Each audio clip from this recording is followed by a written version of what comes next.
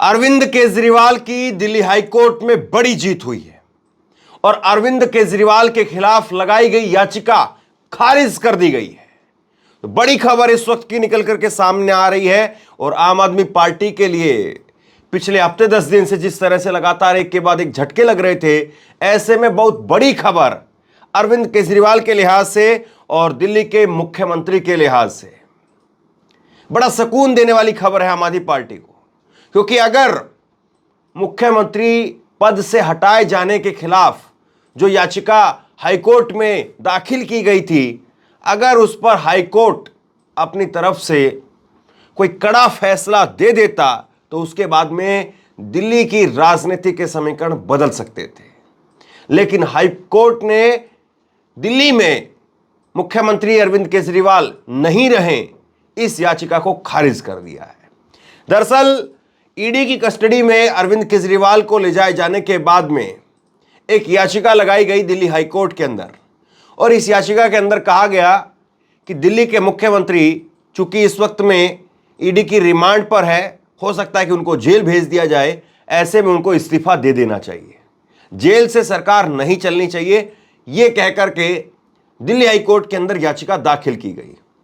उसी याचिका के ऊपर सुनवाई हुई और अब से कुछ देर पहले इस याचिका पर फैसला सामने आया है और उस याचिका को सुनने से ही कोर्ट ने इनकार कर दिया है। इसके साथ साथ उन तमाम लोगों के मंसूबों पर भी पानी फिर गया है जो ये सोच रहे थे कि अब दिल्ली को वो चलाएंगे।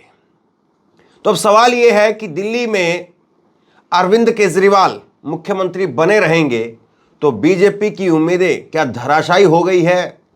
बीजेपी की उम्मीदों पर क्या सचमुच में पानी फिर गया है या बीजेपी अभी भी कोई नया दावा, अभी भी कोई नया पैतरा चलने के मूड में है? इसके साथ साथ एक और बड़ी खबर मैं आपको यह बता दूं कि दिल्ली के उपराज्यपाल लगातार वो इस बात को कह रहे हैं, मीडिया में उनके बयान चल रहे हैं कि जेल में रह करके सरकार नहीं चलेगी, जेल में रह करके सरकार में चलने नहीं दूंगा। एक तरफ हाईकोर्ट की तरफ से कहा गया है कि हम इस याचिका को खारिज करते हैं, जो याचिका लगाई गई है, जिस याचिका में कहा गया है कि अरविंद केजरीवाल को इस्तीफा देना चाहिए, उस याचिका को हाईकोर्ट ने खारिज किया है। और दूसरी तरफ दिल्ली के उपराज्यपाल डंके की चोट पर बार बार ये कह रहे हैं कि दिल्ली के अंदर मैं जेल से सरकार नहीं चलने दूंगा। इसका मतलब क्या है? हालांकि वैसे राज्यपाल का जो पद होता है वो संवैधानिक पद होता है, लेकिन आप अच्छे से जानते हैं कि आजकल कितने जो है वो राज्यपाल के फैसलों को लेकर के विवाद खड़े होते हैं। और दिल्ली के अंदर राज्यपाल का जो मामला है और उसके साथ में मुख्यमंत्री का जो रिश्ता होता है वो हमेशा 36 का आंकड़ा दोनों का रहा है। अब इस पूरे मामले पर क्या कुछ कहा गया है ये मैं आपको बता देता हूं और मैं आपको ये भी बता दूं कि अरविंद केजरीवाल की फिलहाल इस वक्त में राउज एवेन्यू कोर्ट ईडी की रिमांड को लेकर के बहस चल रही है। ईडी 7 दिन की और रिमांड मांग रही है और वहां पर क्या कुछ फैसला आएगा, अगर ये खबर मेरे पढ़ते पढ़ते अगर फैसला आ गया तो मैं अभी बताऊंगा, वरना मुझे लगता है कि उसमें अभी लंबा टाइम लगेगा, बहस चलेगी, उसके बाद फैसला आएगा, तो उस खबर को भी हम लोग आपके सामने रखेंगे। लेकिन पहले अभी जो खबर आई है उस खबर पर चर्चा कर लेते हैं। केजरीवाल को सीएम पद से हटाने की याचिका खारिज कर दी गई है। दिल्ली हाईकोर्ट ने कहा है कि हमारे दखल की गुंजाइश नहीं है और इसी के साथ साथ मुख्यमंत्री बने रहेंगे अरविंद केजरीवाल, ये साफ हो गया है। अरविंद केजरीवाल मुख्यमंत्री बने रहेंगे, ये साफ हो गया है।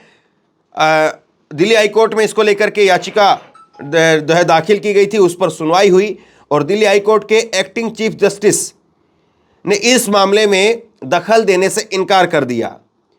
एक्टिंग चीफ जस्टिस मनमोहन ने कहा कि इस याचिका पर हमें सुनवाई नहीं करनी चाहिए, कार्यपालिका को यह मामला देखना चाहिए, हमें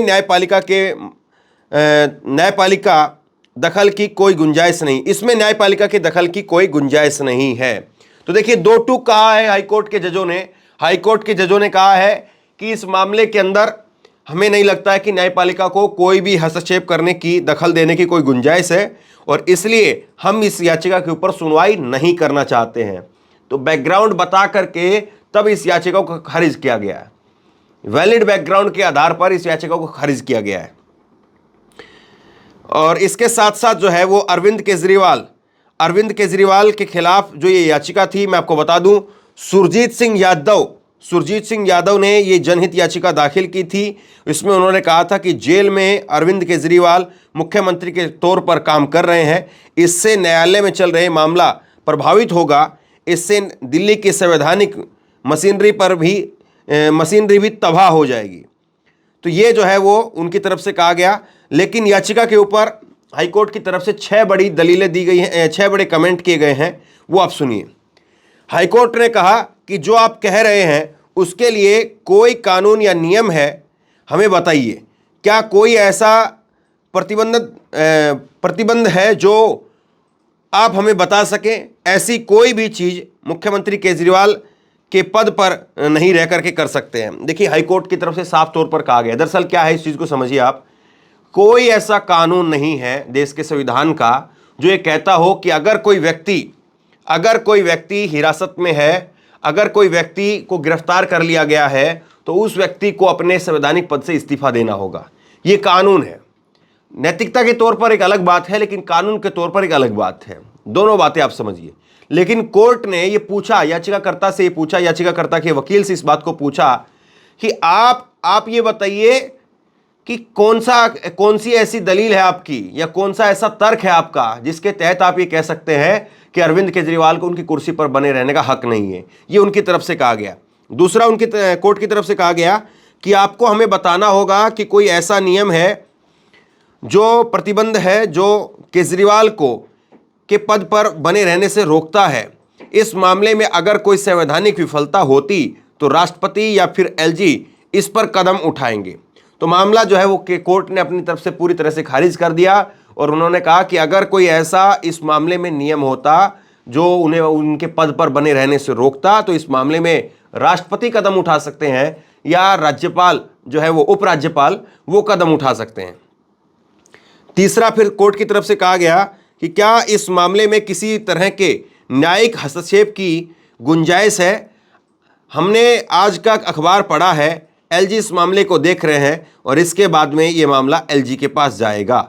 तो ये जो है वो इस वक्त में जो है वो अपनी तरफ से कोर्ट ने मामला जो है वो एलजी के पास में भेज दिया है कि ये मामला एलजी के पास में जाएगा, और एलजी जो है वो इस मामले को देखेंगे, और एलजी ही जो है इस मामले में अब आगे तय करें। ये मतलब लब्बो लवाब जो है वो कोर्ट की तरफ से रहा है।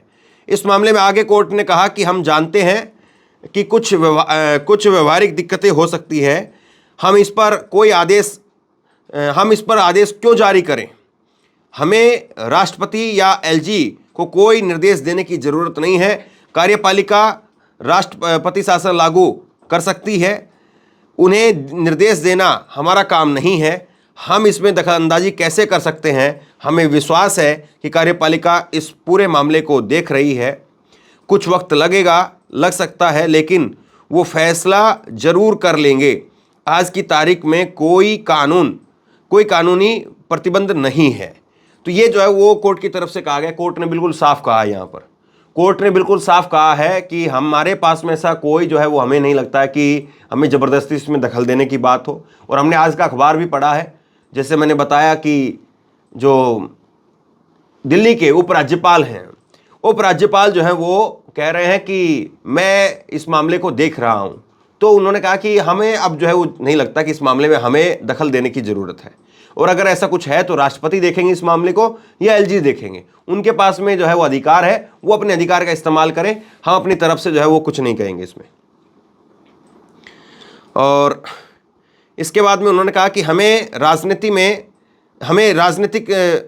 में नहीं उतरना चाहिए। राजनीतिक पार्टियां इसे देखेंगे, ये जनता के बीच में होगा, हमारा कोई काम नहीं है। न्यायिक दखलंदाजी की इसमें कोई गुंजाइश नहीं है, ये अब दूसरे लोगों का मामला है। और फिर उसके बाद में आखिरी पॉइंट जो है वो कोर्ट की तरफ से कहा गया कि याचिकाकर्ता का कहना है कि अगर केजरीवाल मुख्यमंत्री बने रहते हैं तो दिल्ली की सरकार की विश्वसनीयता और छवि खराब होगी। तो ये 6 पॉइंट जो है वो आज रहे हैं, जो अदालत ने 6 पॉइंट रखे हैं। और अदालत का ये जो ऑर्डर है वो सुन लीजिए। दिल्ली हाई कोर्ट ने कहा कि हमने याचिकाकर्ता के वकील को सुना है। इस कोर्ट का यह मानना है कि इस मामले में न्यायिक दखल की कोई गुंजाइश नहीं है। इस याचिका को हम खारिज करते हैं। याचिका की मेरिट पर हम कोई कमेंट नहीं कर रहे हैं।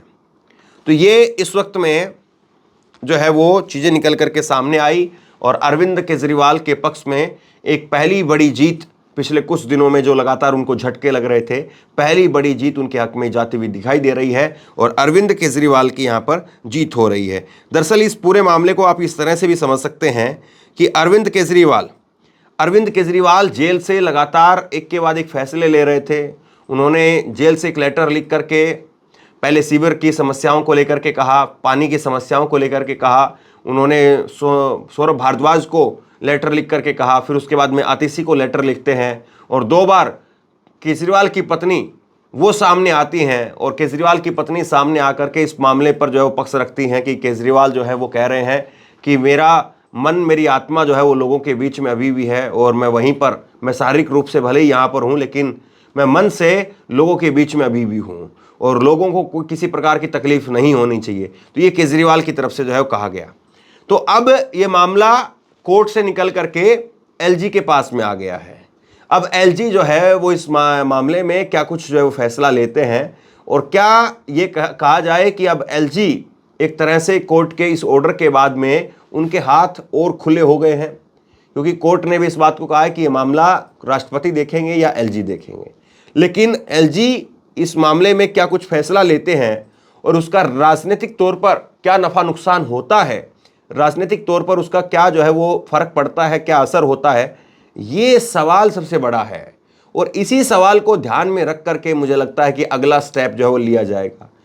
देखिए, मैं फिर इस बात को कह रहा हूं कि एलजी जो है वो एक संवैधानिक पद है, दिल्ली का उपराज्यपाल एक संवैधानिक पद है, लेकिन उपराज्यपाल के बीजेपी के साथ में रिश्ते और जिस तरीके के जो है वो लगातार उनके फैसलों को लेकर के कंट्रोवर्सी रही है, तो इसमें कोई दो राय नहीं है कि निश्चित तौर पर अरविंद केजरीवाल के खिलाफ जो भी फैसला होगा तो उसमें कहीं ना कहीं ऊपर से भी एक भागीदारी जरूर रहेगी और ऊपर का फैसला आप समझ सकते हैं कि क्या होगा। अब सवाल यही है कि अरविंद केजरीवाल के खिलाफ क्या ऊपर से हरी झंडी दी जाएगी और क्या राष्ट्रपति शासन लगा करके सरकार को बर्खास्त करने का कदम उठाने की हिम्मत नरेंद्र मोदी कर पाएंगे, और अगर ऐसा होता है तो फिर उसका दिल्ली की राजनीति पर क्या असर पड़ेगा, यह भी सवाल है। तो बहरहाल बहुत बड़ी खबर है, लोगों तक पहुंचाइए और जैसे ही पीएमएलए कोर्ट से, राउस रेवेन्यू कोर्ट से फैसला निकल करके सामने आता है, उस खबर के साथ में फिर से आपके साथ में आता हूं।